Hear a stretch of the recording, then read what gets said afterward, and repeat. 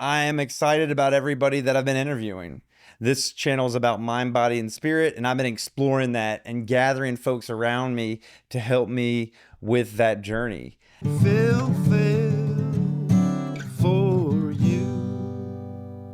I've got folks that are agreeing to come on with more frequency, so I should be able to develop relationships with people with more depth.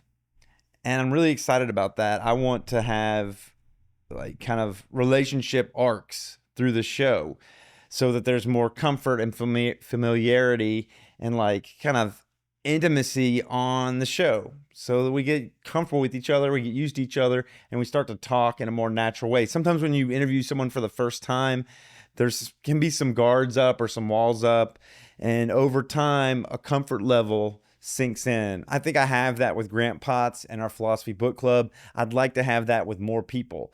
So I'm reaching out to folks to have these like longer relationship arcs. So I'll have them on more frequently. A couple people have said yes to that. David Beaver is one of them. We're going to go over some chapters of his book, The Politics of Language. We went over neutrality was the last episode we did with David Beaver, but we're going to go over resonance, which is the first chapter of this book. And I'm going to engage him to go over maybe all of the chapters of this book so we can really learn about the politics of language from a professor of linguistics, a professor of philosophy, and the director of cognitive science program at UT. I've talked to the registered dietitian, Ashley Eaves, about coming on and supporting me in my journey to optimal fitness and optimal health from a nutrition, movement, sleep perspective, and really a holistic perspective, a functional perspective that incorporates lifestyle, community, mindset, spirituality. It really just encompasses all of that mind, body, and spirit. I'm really excited to have a long conversation with her that unfolds over time.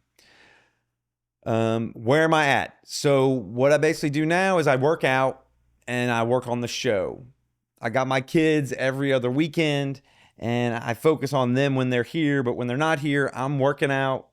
I'm focusing on my body and my fitness, movement, and mindfulness, and I'm editing the show and releasing the show.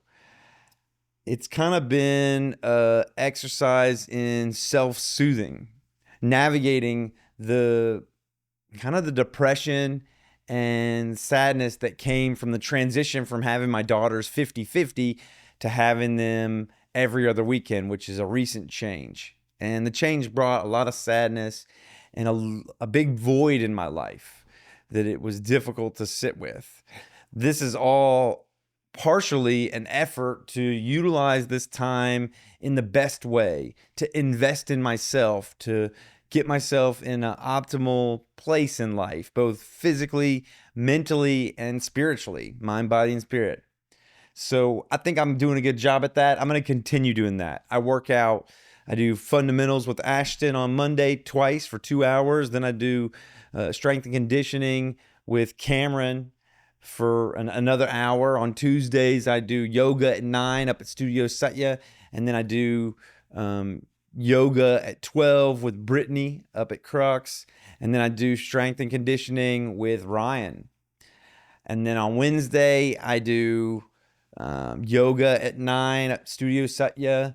I'm going to do a dynamic circuit with Will at Crux. And then I'll do strength and conditioning again with Cameron at 5:30. Then on Thursday, I'm doing more of that yoga at 9. That's like 9 a.m. yoga, I think, is a good pattern and routine with me. Starting my day with stretching, starting my day with yoga. It's mindfulness. I think it's a really great way to start the day, and I'm excited to continue that practice. Thursdays, I'll start the day with 9 a.m. yoga. I'll do the 12 yoga with Brittany, and then I'll do a 5:30 strength and conditioning class with Ryan. Fridays are kind of a grab bag. I'll probably do bouldering with a crew that I like to boulder with, and I'll also do handstand class with Sam. Loving doing the handstand stuff. Saturday is kind of a grab bag. I want to get back to riding bikes. cycling with the Bicycle House crew Saturday mornings at 7, and then perhaps doing the dynamic circuit up at Crux with Madeline at 10:30. And then kind of playing the rest of the weekend by ear, maybe running with my daughter, maybe more cycling, trying to kind of be fluid with how movement looks or what movement looks like for Sunday. But it could just be a rest day too. That's what movement's like throughout the week. Diet, I'm doing keto. I'm eating protein and fat. I'm not eating a lot of carbs. The things that are in my diet are like eggs, ground pork, ground turkey, chicken breasts, pork belly. There's vegetables like onions, celery, zucchini, broccoli, cauliflower. I do that mostly as cauliflower rice, garlic, Brussels sprouts could be in there, cabbage. The fats I'm using are coconut oil, coconut butter, avocado. I'm doing grass fed butter. I'm also doing like kimchi and sauerkraut, as well as pickles for like fermented foods. I've been doing that for more than a month now and I feel good. I like the results. I'm still dialing it in though, trying to figure out what to eat and when, and that brings me to the intermittent fasting. I'm doing the intermittent fasting as well. Most days I do a 16-8. I'll fast for 16 hours and I'll have an 8-hour window where I eat. On Mondays, I fast the whole day. So from Sunday night at 8 until Tuesday around 1 or 2, I'm not eating. Unless my body says you need to eat something, I fast for Mondays. So I'm fasting one day out of the week. This plan isn't forever. It's what I'm doing now. I've learned a lot about autophagy, growth hormone, T cell production, testosterone, resetting the gut biome. I've learned a lot about just the benefits of fasting, as well as the benefits of ketosis on the mind, on emotional resilience, and kind of your mood. And so I'm messing around to find out. And I've been doing it for about a month and a half, maybe a little bit more than that now. And I'm enjoying it. I've found myself into a routine.